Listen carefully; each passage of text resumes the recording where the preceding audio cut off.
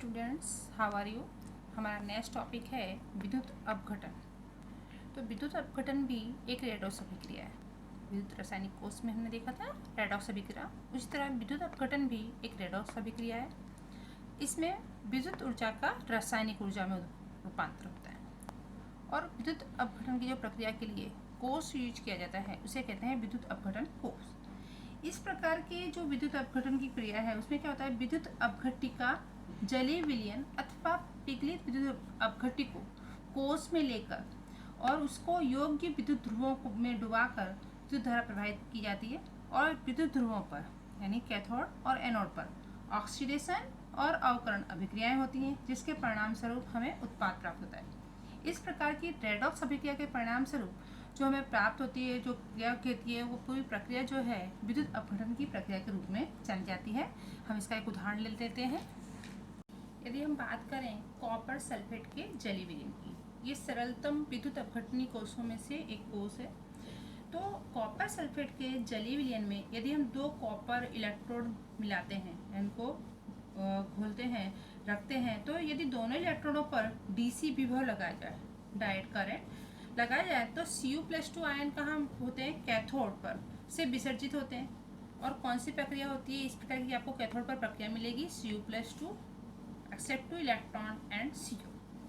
और कॉपर धातु कैथोड पर निक्षेपित होती है। यहाँ पर आप देख रहे हैं, यानी ये कॉपर धातु आपको कैथोड पर मिल रही है। एनोड पर Cu+2 आयनों में निम्नलिखित अभिक्रिया देखने को मिलेगी। एनोड पर Cu में से क्या मिलेगा, Cu+2 2 इलेक्ट्रॉन। इस प्रकार कॉपर एनोड से विलीन होता है एवं कैथोड पर अपचयित यानी निक्षेपित होता है। दैट मीन्स धातु आपको कहाँ मिलती है, कैथोड पर प्राप्त होती है। इस औद्योगिक प्रक्रम का आधार है जिसमें अशुद्ध कॉपर को उच्च शुद्धता के कॉपर में बदला जाता है।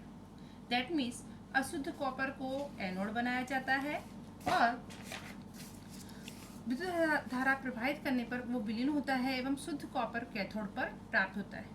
बहुत सी धातुएं हैं, जैसे आपके पास सोडियम, मैग्नीशियम, एल्यूमिनियम, इन सभी धातुओं के लिए उपरोक्त रासायनिक प्रक्रिया औपचारिक उपलब्ध नहीं होती। बहुत यानी बृहद स्तर पर संगत धन आयनों के विद्युत रासायनिक अपचयन द्वारा उत्पादित की जाती हैं। सोडियम एवं मैग्नीशियम धातुओं को उनके संगलित क्लोराइड के विद्युत अपघटन द्वारा उत्पादित किया जा सकता है। उनके संगत क्लोराइड, जैसे कि सोडियम का संगत क्लोराइड सोडियम क्लोराइड हो जाएगा। अगर हम मैग्नीशियम की बात करें तो क्या हो जाएगा, मैग्नीशियम क्लोराइड। तो उनके क्लोराइडों के विद्युत अपघटन द्वारा उत्पादित किया जाता है। एवं एल्युमिनियम को क्रायोलाइट की उपस्थिति में एल्युमिनियम ऑक्साइड के विद्युत अपघटन द्वारा उत्पादित किया जा सकता है। इसी चैप्टर 6 है जो इसी विज्ञान बुक का आपका, उसमें आपको क्रायोलाइट वगैरह धातुओं का देखने को मिलेगा कि एल्युमिनियम किस तरह हम प्राप्त कर सकते हैं। तो विद्युत अपघटन की प्रक्रिया हम उसमें देखेंगे आगे चैप्टर नंबर 6 में। अब हम देख रहे हैं फेराडे के नियम। फेराडे ने विद्युत अपघटन के नियम दिए।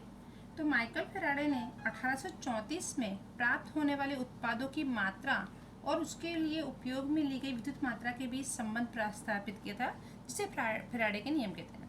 तो फेराडे ने 2 नियम दिए थे। उसका पहला नियम था, विद्युत अपघटन से विद्युत ध्रुवों पर उत्पन्न होने वाले उत्पादों की मात्रा विद्युत अपघटन कोष में प्रवाहित विद्युत मात्रा के समानुपाती होती है। यदि W हो आपकी उत्पन्न हुई उत्पाद का द्रव्यमान और Q हो प्रवाहित विद्युत मात्रा, तब क्या हो जाएगा, W proportional to Q।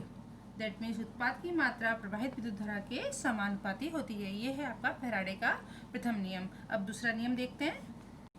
Faraday का द्वितीय नियम है, 2 या उससे अधिक भिन्न भिन्न विद्युत अपघटे वाले विद्युत अपघटन कोषों को श्रेणीबद्ध कर उसमें एक समान विद्युत की मात्रा प्रवाहित की जाए तो विभिन्न विद्युत ध्रुवों पर प्राप्त होने वाले उत्पादों की मात्रा उनके तुल्यांक भार के समानुपाती होती है। That means W proportional to EQ, that is the equivalent weight. अब फेराडे के समय जो था तो स्थिर विद्युत धारा के स्रोत उपलब्ध नहीं थे। एक सामान्य प्रचलित पद्धति थी कि एक कूलम्बमापी, एक मानक विद्युत अपघटनी सेल का प्रयोग करके निक्षेपित यानी मुक्त हुए या उपमुक्त धातु जैसे कि सिल्वर या कॉपर की मात्रा में विद्युत मात्रा का पता लगाया जाता था। परंतु कूलम्ब मापी आजकल अप्रचलित हो गए। अब हमारे पास स्थिर धारा I के स्थिर विद्युत धारा है I के स्रोत उपलब्ध हैं एवं विद्युत धारा की मात्रा की गणना हम निम्नलिखित संबंध से कर सकते हैं।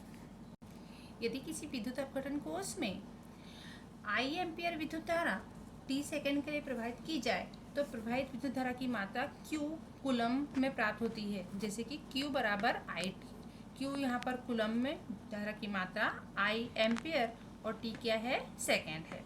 अब ऑक्सीकरण और अपचयन जो प्रक्रियाएं होती हैं उनकी जो के लिए आवश्यक विद्युत की मात्रा या आवेश है इलेक्ट्रोड अभिक्रिया की स्टाइकियोमेट्री दैट इज द तत्व योगमिति पर निर्भर करती है। जैसे कि यहाँ पर हमने समीकरण लिखा है Ag plus electron that gives Ag solid.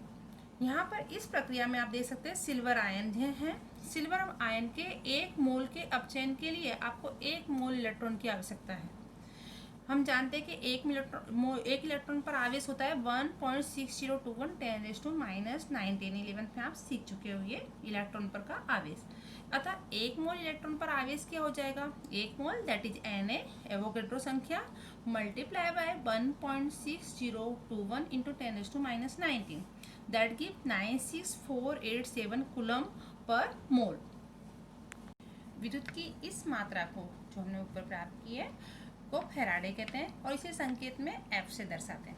गणना के लिए हम फैराडे का मूल्य लेते हैं 96,500 that means 1 faraday is equal to 96,500 coulomb per mole. गणना के लिए हम इसी संख्या का उपयोग करते हैं।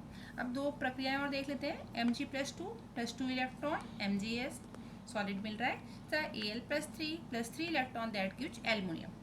यहाँ से हम स्पष्ट रूप से देख सकते हैं Mg+2 एवं Al+3 में क्रमशः कितने मोल इलेक्ट्रॉन, इसमें 2 मोल इलेक्ट्रॉन की आवश्यकता पड़ी दैट मीन्स क्या हो जाएगा 2 फैराडे। यहाँ पर आपको 3 मोल इलेक्ट्रॉन की आवश्यकता पड़ी तो ये हो जाएगा 3 फैराडे। विद्युत अपघटनी सेल में प्रवाहित विद्युत आवेश विद्युत धारा एवं समय के गुणनफल के बराबर होता है। धातुओं में व्यावसायिक उत्पादन में लगभग 50,000 एम्पेयर तक की उच्च धारा प्रयोग की में लाई जाती है जो लगभग 0.518 फैराडे प्रति सेकेंड के बराबर होती है। ठीक है बच्चों, तो आपको वैल्यू याद रखनी है 1 फैराडे इज इक्वल टू 96,500। और इसी से रिलेटेड हम एक सवाल कर लेते हैं छोटा सा। क्वेश्चन है कॉपर सल्फेट के विलयन में 1.5 एम्पियर की धारा से 10 मिनट तक विद्युत अपघटित किया गया। कैथोड पर निक्षेपित कॉपर का द्रव्यमान क्या होगा।